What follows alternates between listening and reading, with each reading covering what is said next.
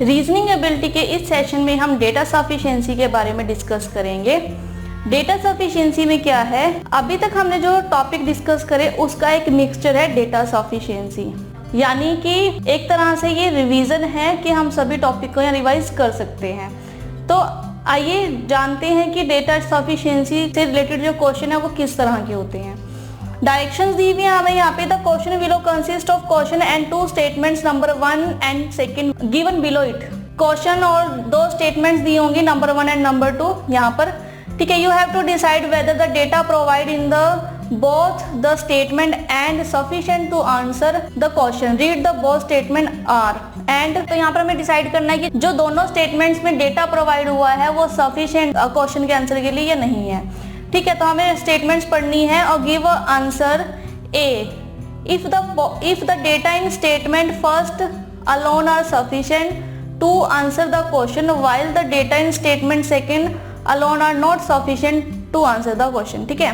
तो हमें statement read करने के बाद बताना है कि हमें आंसर देना है अगर ऑप्शन ए है यहाँ पर, if the data in statement first alone, कि जो फर्स्ट स्टेटमेंट में डेटा है वही सफिशिएंट है आंसर के लिए, और वहीं पर जो सेकंड स्टेटमेंट है वो उसका जो डेटा है वो सफिशिएंट नहीं है क्वेश्चन का आंसर देने के लिए।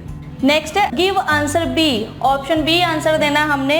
If the data in statement second alone are sufficient to answer the question, जहां पर जो स्टेटमेंट सेकंड है वो ही सफिशिएंट है क्वेश्चन का आंसर देने के लिए। While the data in statement 1 alone are not sufficient to answer the question, वहीं पर जो स्टेटमेंट 1 का डेटा है वो सफिशिएंट नहीं है क्वेश्चन का आंसर देने के लिए, ठीक है। ऐसे ही हमारे पास सी ऑप्शन है, डी ऑप्शन है और ई ऑप्शन है। तो हमारे पास यहाँ पर 5 तरह की ऑप्शन है। जो भी हमें स्टेटमेंट सफिशिएंट रहेगी हम उसके अकॉर्डिंग हम अपने आंसर को मार्क कर देंगे। इससे रिलेटेड क्वेश्चन है यहाँ पे। फर्स्ट क्वेश्चन दिया हुआ है is S the father of M, कि क्या एस फादर है एम का। तो हमारे पास फर्स्ट क्वेश्चन दिया हुआ है यहाँ पर और हमें बताना है कि जो एस है वो एम का फादर है। इससे रिलेटेड फर्स्ट स्टेटमेंट है M is the sister of Q, Q is the sister of R and R is daughter of S.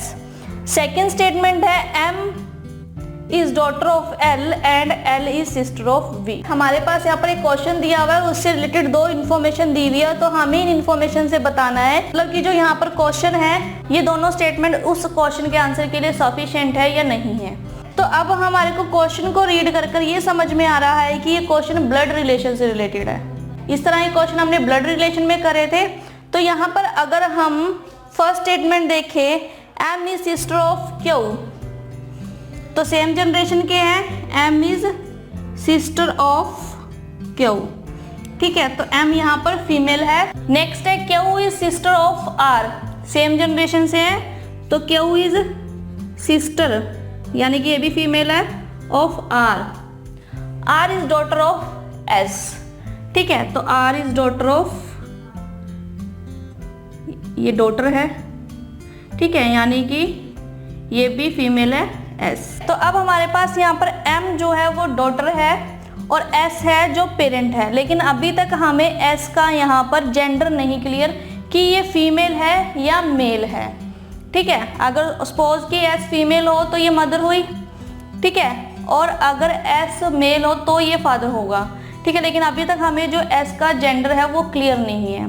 तो हम सेकंड स्टेटमेंट देखते हैं। यहाँ पर सेकंड स्टेटमेंट में दिया हुआ है M is daughter of L, M is daughter of L, जो एम है यहाँ पर वो फीमेल है। नेक्स्ट है L is sister of V, L is sister of V, ठीक है। तो यानी कि जो एल है यहाँ पर वो भी फीमेल है। तो अभी क्लियर है कि M डॉटर है और L फीमेल है, तो यानी कि ये मदर हुई, और अगर ये मदर है तो S यहाँ पर फादर होगा क्योंकि ये L फीमेल है और S यहाँ पर मेल होगा। तो यहाँ पर हम कह सकते हैं कि जो S है वो फादर है M का। तो अब हमें यहाँ क्लियर है कि L मदर है, S फादर है और M डॉटर है। तो हम इन दोनों स्टेटमेंट के बिहाफ पर ये कह सकते हैं कि जो S है वो फादर है M का। तो यानी कि यहाँ पर दोनों ही स्टेटमेंट जरूरी है क्वेश्चन का आंसर देने के लिए, ठीक है। तो इसका आंसर होगा यहाँ पर option E, data in both the statement first and second together necessary question the answer. ठीक है, तो हमारे पास इसका आंसर होगा ऑप्शन ई। ठीक है, क्योंकि दोनों ही जो स्टेटमेंट है उनका डेटा हमारे लिए जरूरी है, ताकि हम जो हमें क्वेश्चन पूछा गया है कि एस फादर है एम का, उसका आंसर हम यहाँ दे पाए। हमारे को सेकंड स्टेटमेंट से क्लियर हुआ कि एल यहाँ पर मदर है। जब एल यहाँ पे मदर है तो ऑब्वियस है कि जो एस है वो यहाँ पर फादर होगा। एल और एस यहाँ पर हस्बैंड वाइफ है और उनकी डॉटर है एम, क्यू एंड आर, ये तीनों एक ही जनरेशन से हैं। ठीक है, एल और एस एक जनरेशन से है। ठीक है, तो यहाँ पर हमारा आंसर होगा ऑप्शन ई।